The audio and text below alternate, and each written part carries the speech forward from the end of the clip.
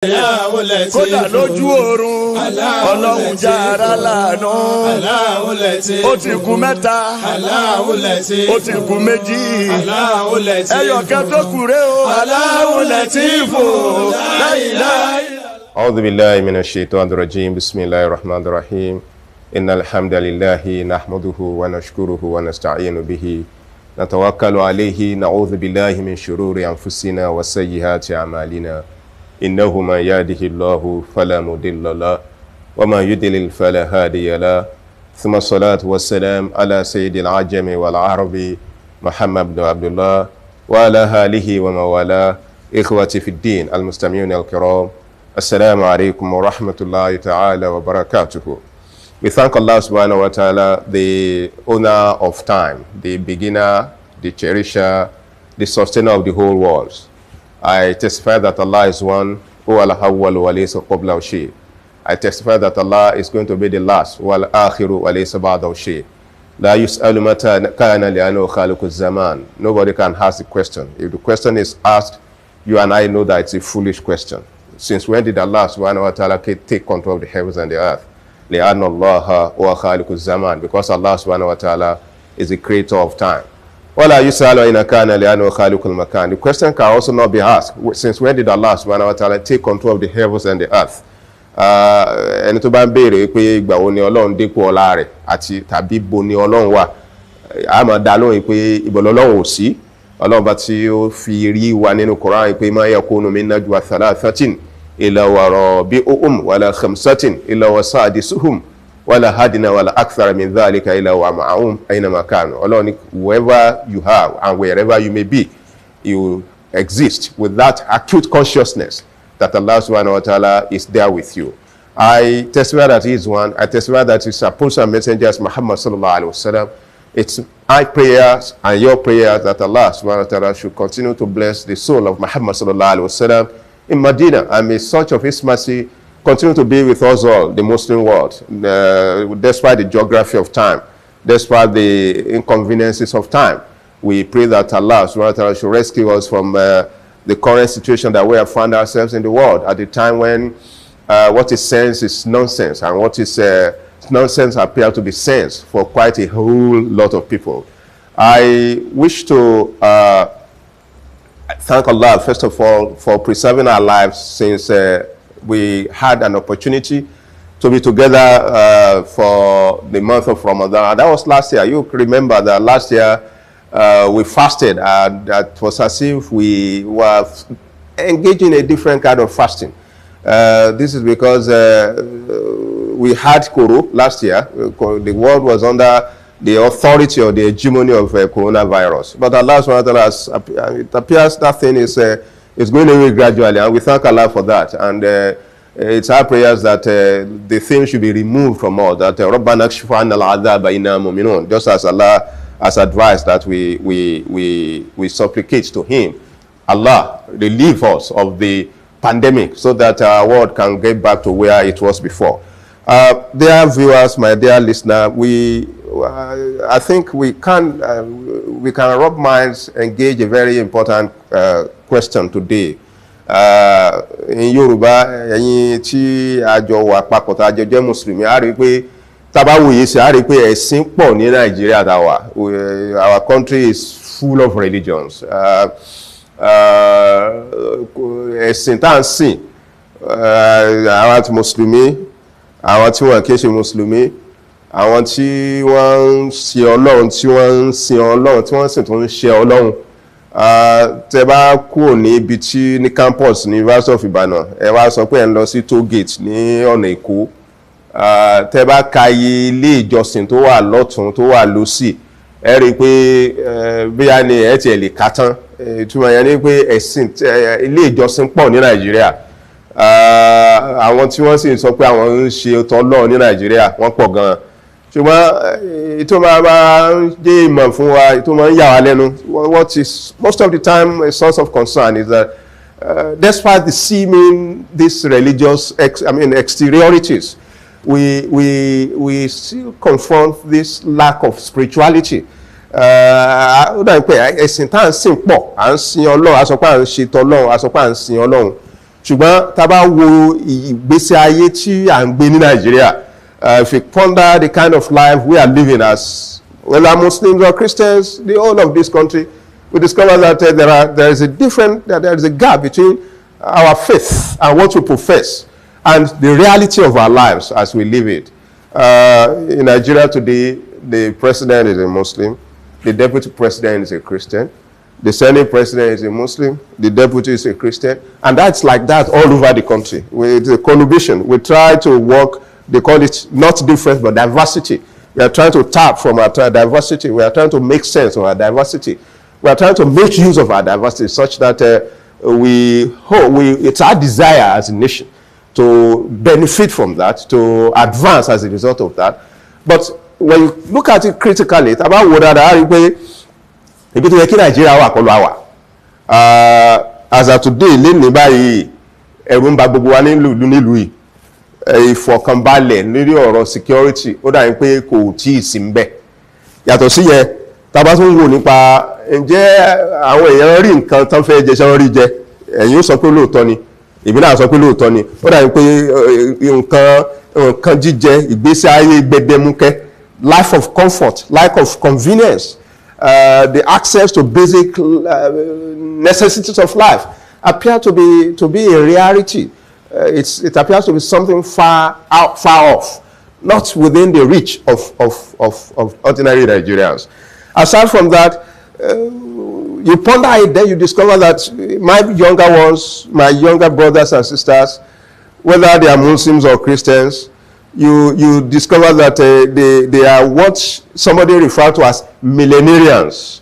Millenarians are young boys and girls who are born between the year 1985 and now. They are young boys and girls who want to become millionaires and billionaires before they reach the age of 30. They are young boys and girls who are wired up from head to toe. You see them on the street. Something is here, something is there, something is there. Then some of the time you see them, they are also Muslim. At the campus a couple of days ago, I saw a young girl wearing a hijab, but she was busy hugging and cuddling boys and girls in the faculty. And I stood at the room and I was wondering, does this girl actually know the essence and importance of the hijab she puts on her head? Is she aware of the implications of a Muslim woman putting on the hijab? Are you also aware of that? Are we aware of what are the obligations that you hold your faith once you put on the hijab? You go to the political arena, as I was saying, we have Muslims everywhere. We have Muslims in power. We have some of them who are in control of the state, who are in control of the local government.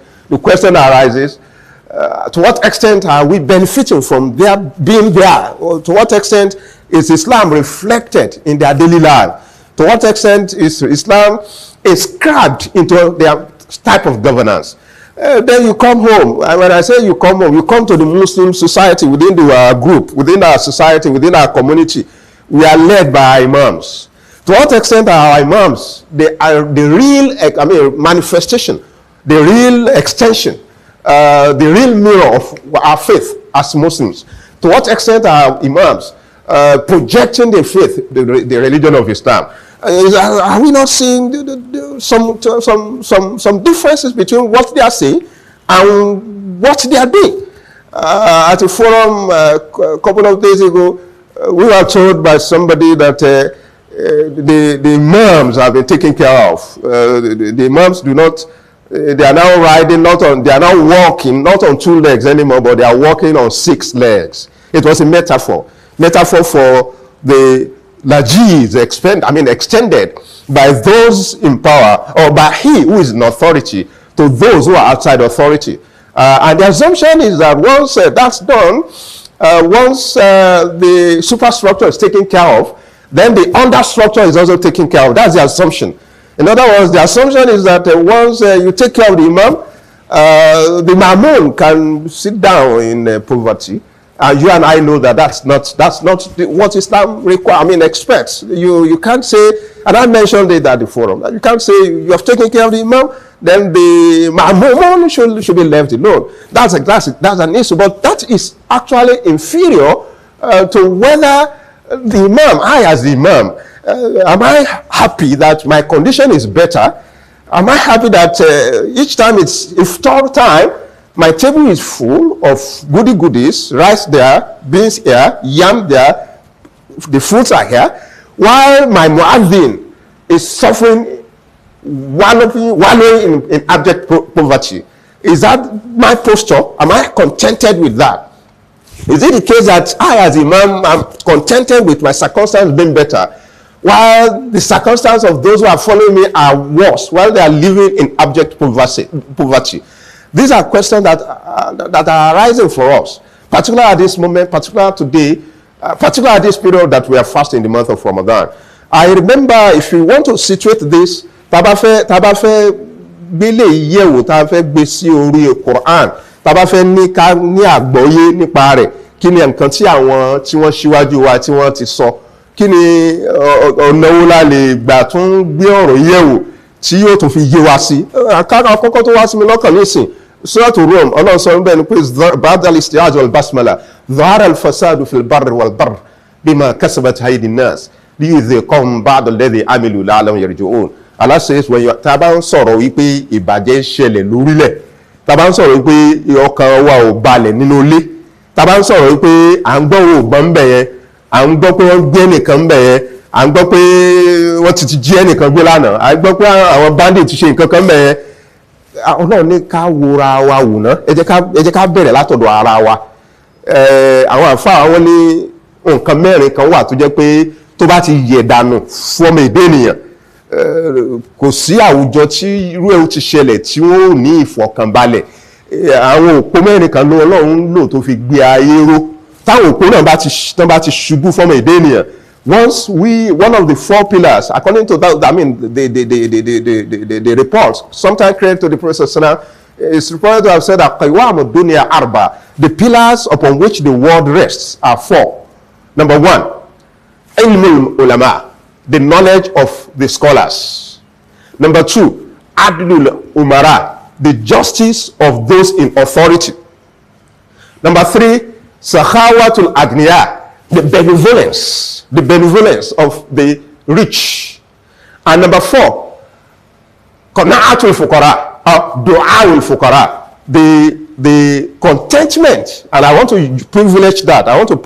Mo fẹ́ gbé ọlá fún yẹn, ìfọ̀kànbalẹ̀ àbí ìgbà nǹkan tó lọ ń kọ fún yàn taari lọ́dọ̀ àwọn tí wọ́n lówó lọ́wọ́. Du'aul fuqara, ìmọ̀ pé ipò báyìí lọ́lọ́run gbé mi sí, ipò yìí tí n bá ráǹfààní ń bẹ̀ máa fẹ́ kí n kúrò ń bẹ̀, ṣùgbọ́n nígbà tó jẹ́ pé mo ṣe bára mi níbẹ̀ ní ìsìn, mo gbà fàfọ́ lọ́run, mo wá ń tọrọ, mo ń ṣàdúrà pé kọ́lọ́run jẹ́ kí condition mi kó bẹ́tà ju bó ṣe wáyé lọ. In other words, scholars of the opinion, taking a cue from that report credited to Prophet that qiwamu dunya arba, pillars of the world, if you desire that our world is better than what it is, we need four things. We need to erect them on four pillars. We need to erect our world on four pillars. Number one, ilmul ulama. We need abukata sí àwọn olórí ẹ̀sìn. Mo sì sọ lẹ́ẹ̀kan pé Nàìjíríà, ẹ̀sìn pọ̀ ní Nàìjíríà. Àwọn olórí ẹ̀sìn náà sì pọ̀ ní Nàìjíríà. Láwùjọ Islam, we have them. Bàbá àdínì wọ́n wà láwùjọ wa, ìyá àdínì wọ́n wà láwùjọ wa, ọ̀tún àdínì wọ́n wà ńbẹ̀, òsì àdínì wọ́n wà ńbẹ̀, ààrẹ mùsùlùmí wọ́n wà ńbẹ̀, ọ̀tún mùsùlùmí wọ́n wà ńbẹ̀. We have them. Àwọn olóyè ẹ̀sìn wọ́n wà ńbẹ̀, aláwọn àfáà ẹ̀sìn náà, àwọn ìmáàmù wa, àwọn mùfàsírù wa, àwọn olórí alásàlátù wa wọ́n wà ńbẹ̀. Ṣùgbọ́n gbogbo àwọn tá a fi sóyè yìí, gbogbo àwọn tí à ń pọ́n lé nínú ẹ̀sìn, ìmọ̀ tí wọ́n ní, báwo ni wọ́n ṣe ń lò sí? Ṣé wọ́n ń lò tí nípa pé kí ẹ̀sìn kó dáa ju bá a ṣe ń sìn yìí lọ, àbí wọ́n ń lò láti fi tọ́jú ara wọn? Ilé jẹ́ nǹkan àkọ́kọ́. And as I mentioned before, what I've discovered oftentimes is that once we find ourselves in that space where our circumstance is better than others, it's usually easy for us to forget others.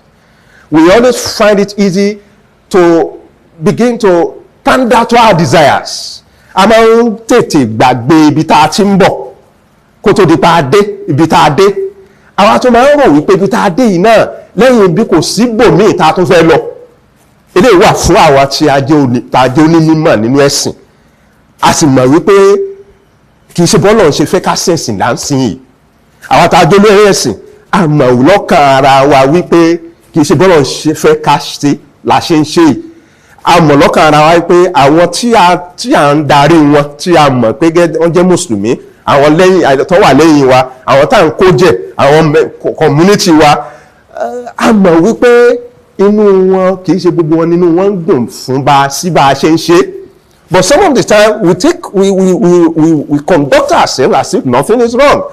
So if this is the case, that means that first pillar is not a strong pillar, and that is why we are having challenges. Somebody says that what is happening in our world today is the fall of faith. Ó ní nǹkan tó ń ṣẹlẹ̀ ní Nàìjíríà tó ń ṣẹlẹ̀ lágbàáyé lónìí òun náà ni wípé àwọn òpó tí a fi gbé ẹ̀sìn dúró àbí àwọn ẹ̀sìn gangan gbogbo ọ̀nà tí ń wó lulẹ̀ nítorí pé nítorí pé nǹkan táwọn kan ń ran kàn látọ̀ra ẹ̀sìn and wọ́n sì tá bá ń sọ nípa ẹ̀sìn àwọn kan tí wọ́n bá ti rí àwọn kan láwùjọ wa wọ́n ti gbà pé sìn nìyẹn àwọn kan gbà pé once they see or they encounter an imam that is Islam. Some of them believe that once they encounter olórí ẹ̀sìn tó bá rí olórí ààrẹ mùsùlùmí nìyẹn wọ́n ti gbà pé Islam nìyẹn àwọn kan gbà pé tó bá ní imam nìyẹn gbogbo nǹkan tí imam bá ti ń ṣe wọ́n gbà wípé that is Islam. òun náà tẹ́ bá expand ẹ̀ òun náà ló fa assumption, the erroneous assumption and a facile one for that matter. Àwọn kan tó ń gbà pé ìgbà kan ní Nàìjíríà tí Boko Haram ṣe bẹ̀rẹ̀ wọ́n gbà pé Boko Haram Islam náà ń ṣe yẹn. As of today assumption yẹn náà ṣe wà ń bẹ̀ náà ló fà á pé àwọn kan láwùjọ tí wọ́n ń ṣe mùsùlùmí once they hear about a Muslim, once they hear about Islam, they want to begin to run away. And I mentioned this at the forum. I said people will not read the Quran.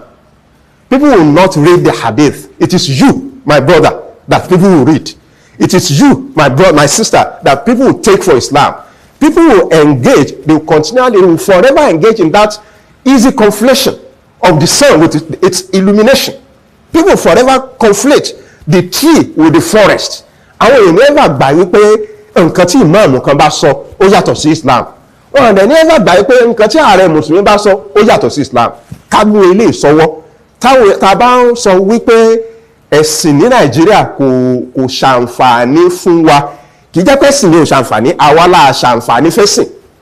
It's not religion that has issues. It's we who are practicing the religion, whether Islam or not, that we're having issues. And we must keep this at the back of our mind. We must begin to work on it. My brother, my sister, to what extent are you the correct, the good ambassador of Islam? To what extent are you the correct and true mirror of Islam? In your places of work, wherever you find yourself, ask that question. Confront yourself with that question. Stand in the mirror and ask that question and see whether you have a good response to that or not. The second pillar of the world, nǹkan kejì tó yẹ pé àbùkátà sí kí a bá ní àwùjọ tí ó ní ìfọ̀kànbalẹ̀ tí àwa náà ó sì ní ìfọ̀kànbalẹ̀ tá a fi lè rí ayé ṣe ó ní nǹkan tí wọ́n pè ní adilul umara, déédéé àwọn tán wà nípò, the justice of those in authority. If those in authority are just from top to bottom and from bottom up, not top to bottom alone, because some of the time they want to be just with those at the top. And that is reflected in what we've been seeing around. They want to be just. I give him, who happens to be the leader of this community, I've given them this. And that's justice. I've also given similar one to the leader of Group B, a religious community, under my jurisdiction. That's justice. But justice goes beyond that. Prophet Muhammad sallallahu in an hadith is reported to have said that Sab'atum yudhilluhumullah yawma al-qiyamah yawma la dhilla illa dhilluhu. Ọlọ́run bá tọ́lá àrẹ́gá Ànábì sọ́sílà wọ́n sọ ilé fún wa wọ́n lọ́lọ́gbọ́jọ́ gbèdà kìyàmọ̀ Ọlọ́run yóò gbé àwọn kan sí abẹ́ àti bàbá rẹ̀ àti bàbá ọlá àti bàbá fọ̀kànbalẹ̀ àti bàbá tí ò ní sí hílà ìlú ń bẹ̀ àti bàbá tó jẹ́ pé inú ọgbà àlùjánnà ni ó wà. Àwọn méje lọ́lọ́run gbé síbẹ̀ níjọ́ gbèdà kìyàmọ̀. Àkọ́kọ́ nù wọn òun náà ni ìmáàmù adil, ìmáàmù onídéédé, tàbí olórí ìlú onídéédé tàbí baálé ilé tó ń ṣe déédé tàbí ìyàwó ilé náà tó ń ṣe déédé, nítorí pé tá a bá ń sọ pé ẹ̀sìn láwùjọ wa kò gbé wa débi tó yẹ ká dé. àwọn àárí ìfọ̀kànbalẹ̀ tààrà kan látara ẹ̀sìn, mo sọ lẹ́ẹ̀kan kì í ṣẹ̀sìn ló ní problem, àwa gan la ní problem. ká sì bẹ̀rẹ̀ láti ara wa ní ilé ara wa wà fi anfusikum afala tubsirun. kéèmì tí mo jẹ́ baálé ilé àtẹ̀yìntẹ̀ jẹ́ ìyáálé ilé, báwo la ṣe ń ṣe ẹ̀sìn wa nínú ilé ara wa? ṣé à ń tẹ̀lé gbogbo nǹkan tó lọ́wọ́ ní ká tẹ̀lé? ṣá ń ṣe déédé láàrin wa àtara wa? ṣá ń ṣe déédé láàrin wa àtàwọn ọmọ wa? ṣá ń ṣe déédé láàrin wa àtàwọn aya wa? ṣá náà sì ń ṣe déédé láàrin wa àtàwọn ọkọ wa? wọ́n máa ń fi eléyìí ṣe àkàwé. Very simple, very mundane, very small, but very, very, very, very important. mo lára àpèjúwe déédé a máa rí nínú kitchen lọ́dọ̀ ìyàwó wa, láwùjọ àwọn màmá wa. tí àwọn màmá wa bá fẹ́ serve oúnjẹ fún wa ní time of store, wọ́n fẹ́ serve oúnjẹ fún wa ní time of sahur, àwọn nìkan náà wà ní kitchen. wọ́n sì mú ṣíbí tí wọ́n fi serve gbogbo wa nílé lóúnjẹ wọn mú lọ́wọ́. wọ́n sì bí ọbẹ̀ tí wọ́n ti sè, bọ̀kọ̀tọ̀ wà lẹ́gbẹ̀ẹ́ kan, ìkan wà níbẹ̀ igun àsámẹ́ igun ẹran àsámẹ́ igun ní ilé ẹja ni. gbà tán bá gbé síbí dání, wọ́n dà gẹ́gẹ́ bí gómìnà náà tóun náà gbé báyẹ̀rò tí gbogbo ọlá tó yẹ pé gbogbo nǹkan tó bá kọ ẹni tó fẹ́ kọ 1 million fún, ẹni tó kọ 2 million fún, ẹni tó kọ 1 billion fún. position gómìnà ní government house, irú ẹ̀ náà ni ìyàwó tó wà ní kitchen tó gbé síbi ọbẹ̀ dání, òun náà she is in similar situation, she is in similar circumstance. And Allah subhanahu wa ta'ala is going to ask her the same way he's going to ask the governor who appropriates the wealth of the society, who appropriates the wealth, who is in control of every resource under his jurisdiction. wọ́n sọ pé nǹkan ìkejì, òpó kejì tó jẹ́ pé káìpẹ́ à gbé lórí ẹ̀sìn bọ́lọ̀ ṣe fẹ́ ká gbé, káìpẹ́ à ń tò bọ́lọ̀ ṣe fẹ́ ká tò, òun náà ni déédéé àwọn tó ń wà nípò. mo sì ń sọ pé gbogbo wa náà la wà nípò. ipò yẹn ó lè ga, ipò náà lè kéré, ṣùgbọ́n no matter how small, how humble, how infinitesimal your circumstances, keep in mind you are also in an authority, and Allah is going to ask you for that on the day of resurrection. The Prophet is reported to have said that when he talked about the just ruler, Auf ibn Malik asked him, Sifu lana ya Rasulullah sallallahu alaihi wasallam. Let's know who the just ruler is, O Prophet Muhammad sallallahu alaihi wasallam. Then the Prophet responded by saying, Alladhina tuhibbunahum wa yuhibbunakum. Khiyaru a'immatukum. The best of your leaders are those whom you love and they also love you. Walladhina tad'una lahum wa yad'una lakum. Those whom you are praying for and they are also praying for you. In other words, the converse is also true. When we have issues in our society today and we are concerned that religion is actually not yielding those goodies we expect from it, it's usually, some of the time, a function of that gap between those who we expect justice from and those who perfunctorily are throwing away justice and they are unjust in their conduct. So the Prophet ﷺ, the converse of that is also true. Shiraru a'immatukum, the worst of your leaders. When you have the best of our leaders, the best of our leaders are those who are just. The implication is that the worst of our leaders are those alladhina tubghidunahum wa yubghidunakum, those whom you are angry with. Ẹ fẹ́ rí wọn, àwọn náà fẹ́ rí. Èmi wá sọ pé ẹni tó bá tá bá gbé sípò ipò ọlá, tá gbé sípò ipò òyì, ipò tó ga, tó bá ń rìn láwùjọ, kò yẹ kó máa tó bá ń bọ̀ lọ́dọ̀ wa, kò yẹ kó máa tún wá lo nǹkan tí ó máa lé wa sá. A rò pé theory lẹ́yìn ni. Ṣùgbọ́n when we travel we discover that is the ideal. You went to Malaysia, the prime minister wants to come to town, you won't hear siren ahead of him. He will come simply, humbly, and you say, oh, that is the prime minister, the whole prime minister. And he will come with confidence, with equanimity, with that contentment. You discover that he has nothing to fear. And he's not afraid of anything because ó ti ṣe déédéé pẹ̀lú àwọn èèyàn wọn ní rí kán máa ṣépè fún. And I said this the other day when we were having an interaction on hate speech. I said hate speech is very simple to deal with.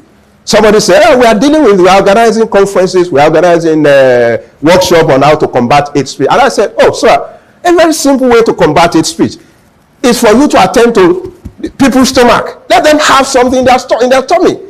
Once you put something in people's stomach, once they are comfortable, the fear of hunger is gone, then you would have confronted hate speech by 50%. And this is very key. The third one is sakhawatul agniya, those who Allah has elevated. Àwọn tó lọ́n ti gbé lọ́wọ́ sókè nínú wa. Ara nǹkan tí yóò jẹ́ ká máa rí àǹfààní ẹ̀sìn. Tẹ́sìn ó ṣe máa yí tí ó máa rọrùn fún wa láti sìn. Òun náà níbi kan máa rántí àwọn tí Ọlọ́run ò tí ì gbé lọ́wọ́ sókè. Kan máa rántí àti máa ṣàánú wọn. Ètò wa ṣe pàtàkì tèmi máa ń fẹ́ sọ nípa ilé òun náà ni pé ẹni tó lọ́n bá gbé lọ́wọ́ sókè kó má ràn kan pé ká wá béèrè lọ́wọ́ òun kóun tó ṣe àánú fáwọn èèyàn. Tá a bá ń ṣe ilé àwa tọ́lọ̀ ń ṣàánú fún tá a bá ń ṣe ilé yìí tó wáyé pé lè là ń lò láwùjọ wa tó wáyé pé lè ní principle àbí nǹkan tá a mú lò láti ṣiṣẹ́ á tún máa fa àwọn èèyàn sẹ́sìn inú àwọn èèyàn máa dùn pé ẹ̀sìn Islam bó ṣe yẹ ká máa tó wáyé pé bó ṣe rí ni èmi náà yóò fẹ́ sẹ́sìn èmi náà mò ń fẹ́ sẹ́sìn adé nìkan tó ń lọ bí ká sì mọ ipò fẹ́ ó bùkátà sí mọ́tò a sì wà ń bẹ a sì gbẹgbẹ rẹ̀ kọjá rí pé bùkátà sí mọ́tò kí ló ń ṣe tá a dúró ká gbé ẹni tó bùkátà sówó kí ló tá a fún nítọ̀ lówó láì tí ìmọ̀ràn náà kan kó wá béèrè lọ́wọ́ kó tó di pa fún lówó náà àwọn Lárúbáwá máa ń sọ pé àsùnwàlù lọ́wọ́mọ̀ ní ìzàmúnà ẹni tí ó bá ní mùrúhà tó ní ọmọlúwàbí kò ní fẹ́ máa béèrè nǹkan kan lọ́wọ́ ọmọ ìdé ènìyàn kò ní fẹ́ máa gbé bùkátà rẹ̀ lọ sọ́dọ̀ àwọn èèyàn. Number 4 nǹkan tó jẹ́ kẹrin tó yẹ pé tá a bá bẹ̀rẹ̀ sí lò láwùjọ wa ẹ̀sìn yóò bẹ̀rẹ̀ sí ṣàǹfààní fún wa ju bó ṣe ń lo ìlọ òun náà ni do awul fukara káwọn tí Ọlọ́run ò tí ì gbé sí lọ́wọ́ sókè those who are still down there materially down there socially àwọn tí wọ́n wà nísàlẹ̀ ní ìsìn lónìí àwọn tí a sì kà sí àwọn fukara àwọn tí nǹkan ṣe le díẹ̀ fún afẹ́rọ̀ wọn ara ẹ̀sìn náà lélẹ̀ Islam wọn kan ilé lọ́wọ́dọ̀ wa. Try as much as possible to be contented with your situation now. Keeping in mind that no condition is permanent. One of our leaders, may Allah's mercy be on his soul, Dr. Adekileko, the day he said this, since then I've heard unto it. He said, tí ọmọ ìyá mi kan bá ra Toyota 101 car lẹ́nìí, tó gbé dé tẹ́lifọ̀ ọdún bẹ́ẹ̀ sí yọ tọ́bẹ̀ ìgbésí dúndúnná yọ̀ tán ṣe gbogbo ẹ̀, kí n yọ̀ pẹ̀lú rẹ̀. Kí n ṣàdúrà fún pé Ọlọ́run ní jẹ́ kí mọ́tò yóò kó jáàmù Ọlọ́run yóò ṣe àlùbáríkà yóò ṣe dálá àlùbáríkà tí bá ti wá ṣe yẹn tán kí wọ́n á tẹ̀lé Quran kí ni Quran náà wa ukhra tuhibbunaha nasrun minallah wa fathun qarib wa bashiril mu'minin. If your brother has been blessed with something, be happy and rejoice with him, pray for him.